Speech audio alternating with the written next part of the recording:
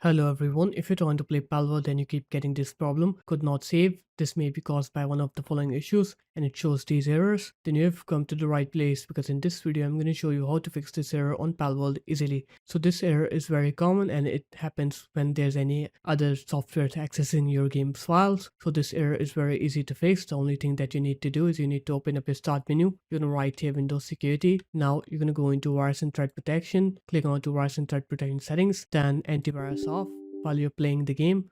Once you're done playing the game, then you can turn it back on again. You're going to scroll down, click on to add or remove exclusions, click on to folder. Now go into your Palworld games folder and just add it to the exclusions.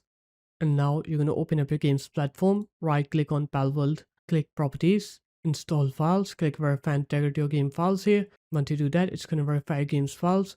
And once it's done with that process, now your error should be fixed and you will not get that problem anymore. So there it is guys, that's how easy it was. If you guys found this video helpful, make sure to leave a like, comment and subscribe to the channel, and I'll see you in my next video. Peace.